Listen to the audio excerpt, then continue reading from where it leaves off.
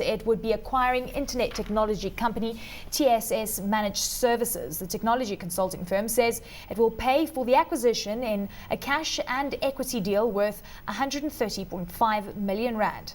EOH got a market cap 1.7 billion, price earnings 10.6 and a dividend yield 1.9. Anthony, the market certainly liked the deal. I don't think it kind of fits in, nothing particularly new. I suppose expanding where they already are, which really is services. Yeah, I'd be concerned. I think that they're buying a lot of people. And yeah, 620 people. And IT people are not cheap. Yeah, it strikes me that they might be replicating businesses that they've already got, and there might be a cannibalization effect here. You know, I'm always worried about companies that grow aggressively or grow earnings through acquisitions aggressively. We've seen this movie before, Simon. It was a company called Dimension Data in 97, 98. Yeah. You know, grew aggressively. You know, these companies typically buy entrepreneurial type companies. They lock in management through shares and warranties, profit warranties. They generally work very well until the warranty's over and the lockout expires, and the people leave, and with them goes earnings. So you've got a high base which you have to keep on growing on, and at the back end you've got earnings evaporating. So I worry for this company. I worry for investors in this company. Well, I'd be very careful. Organic growth still accounts for around 66% and acquisitions around 34%. So it's still sort of a fair split, I would say. Sure, at the moment. But they did 4 deals in the last half. They've done a deal already. You know, so it's 5 deals. You've got to bed them down, and you get into a kind of a cycle where you keep on having to do more and more deals to stay in the same place. You know, you're running on a treadmill. You know, it works if you're issuing expensive paper and you're buying companies on low multiples and it's earnings accretive. And I see that indicatively it's 20% uplift in terms of accretion on this deal alone. Now, you know, watch out for when the vendors of these businesses start selling shares in EOH. Watch out when they start leaving, and then watch out when management starts selling shares in this company. Then I would be, you know, heading for the hills. The one thing again, and I suppose it's typical of deals to some other degree, a lot of goodwill in it. I mean, here tangible net asset value is going to drop by a quarter down to 14.5 cents. I suppose in IT to a degree perhaps is even a little more at goodwill paid. Your take on goodwill? To me, goodwill is something which always has to eventually be taken out. Yeah, I think it can be abused in acquisition accounting. I think that it has to eventually be written off. Yeah, but you know, you are buying goodwill in these types of businesses. There's no real NAV underpin. So, you know, I also think the strategy is perhaps ill-founded. You know, they're trying to be all things to all people. You can't send a salesman out to go and see the head of networks at Standard Bank, and then the next day send the same guy out to see a mom and pop enterprise. You know, he'll undersell at the one and oversell at the other.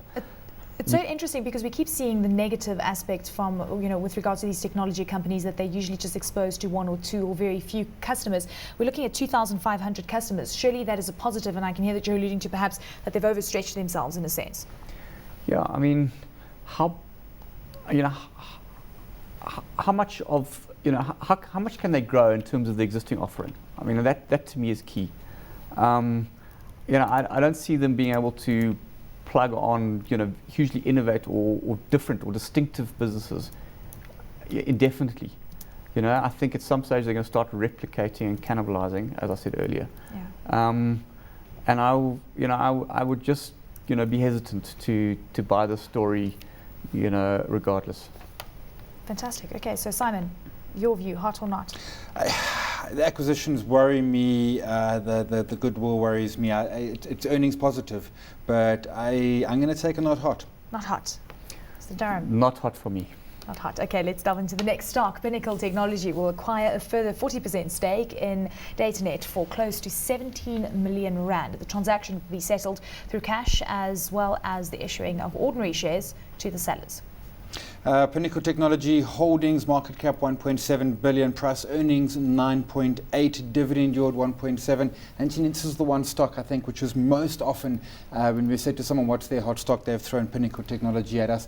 And I keep on thinking to myself, they just sell hardware, they just sell computers. What can be their edge? Yeah, I agree. I mean, I think it has been a fantastic performer. A lot of people out there have a warm, fuzzy feeling about Pinnacle. You're buying a great operator in Arnold Ferree, and he's done exceptionally well. He is a quality, he has a quality management team, and he's a quality operator. They managed to pick up Access for an absolute steal. There was a distressed seller. So that should be able to drive earnings in the short term. But again, there's a limit to how much you can grow through acquisition. The margins we think are excessively high for a product distributor. I think that there's only one way for margins to go, and that's down. Net profit margin sitting at 4.2%, so not too high. Well, what are the operating profit margins? Around about 15%. Yeah, operating profit closer to 15. So, and what are Datatech's operating profits on? 4%, 5%. So I would think that would trend back down to 5%. So, I think it would be difficult in that kind of environment with increased competition. What happens if Walmart starts selling PCs en masse, at half the price? That's just it. It comes to that key point. They're selling PCs. They've done brilliantly. Part of what worries me is the share price has done brilliantly. And you've missed a 100%, 200%, 300% increase in price, depending which part of the last couple of years.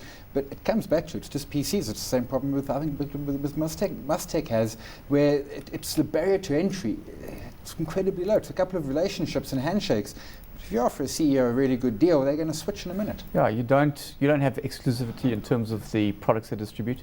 You don't have any kind of value add or services around what you're selling. You're a classic box knock and dropper. I think that if you like Arnold Ferree, there's a company called Ralph's where he owns 40% of. If you're into backing the jockey, we think Ralph's is a much better prospect than Pinnacle at this moment. Okay, so not hot for you then, Anthony. Yeah, we're lukewarm on it. So would you be thinking of accumulating? What is lukewarm? We owned it, we sold it. If it came back, dramatically, we'd buy it again. Fantastic. But at the moment, we're indifferent to it.